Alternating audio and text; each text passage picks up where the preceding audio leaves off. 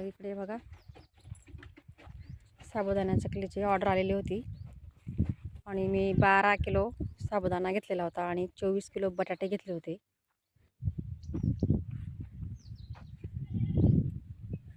सकाळी सकाळी आज पहिले चकल्याच बनवल्या आम्ही. छान झालेल्या चकल्या मस्त.